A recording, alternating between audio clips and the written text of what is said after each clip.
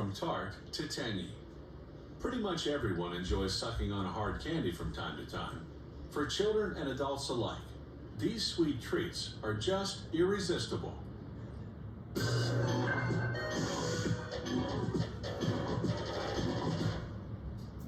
Our love of sweets goes back to the caveman, who delighted in eating honey from beehives. In ancient times, people indulged in treats made of honey-covered fruit and nuts. In the Middle Ages, Europeans made candy from boiled sugar.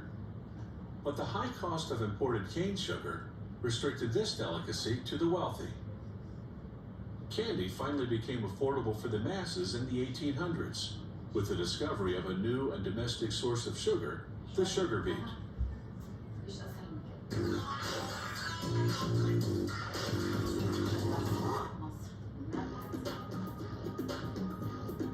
These hard candies aren't mass-produced confections. They're gourmet candies, custom-made and crafted by hand. The candy maker starts by bringing a pot of sugar and water to a boil. Then he adds glucose, a thick syrup made from starch. He heats the mixture to a specific temperature, depending on what type of candy he's making, and lets it cook for about a half hour. Then he stirs in liquid flavoring. Once the mixture is evenly blended, he pours it onto a cooling table. The candy maker has several flavorings at his disposal, from eucalyptus to fruit flavors. He also chooses from a wide range of fruit flavors. This candy will have a strawberry design in the middle, so he and his assistants are working with 3 colors: green for the leaves, red for the berry, and yellow for the background. To enhance the flavor, they add citric acid. Then they keep blending until the candy has cooled down and hardened enough to be malleable.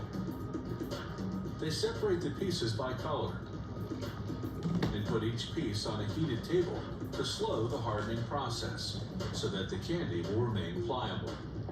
Now they create the design. They form various shapes and sizes, and like a puzzle, put the pieces together to make a jumbo version of the candy design.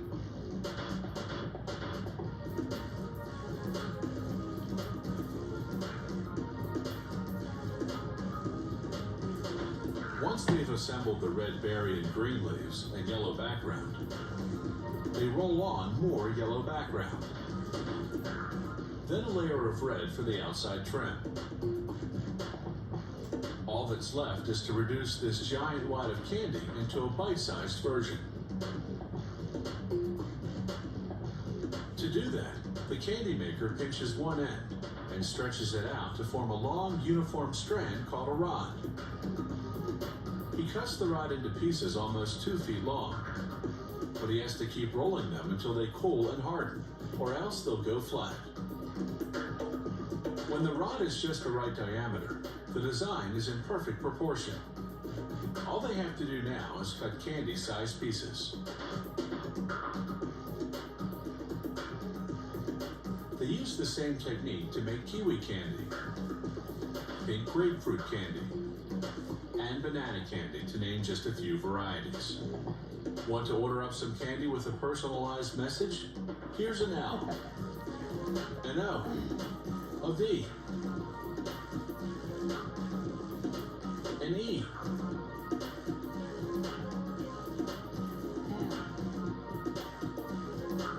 a Y, O, and U.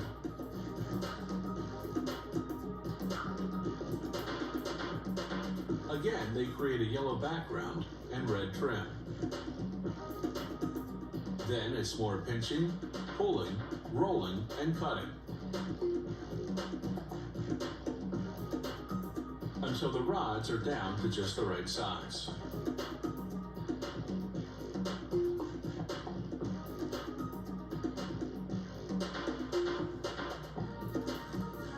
If you look at the back end of each rod, you'll see the lettering is in reverse. That'll be the underside of the candy.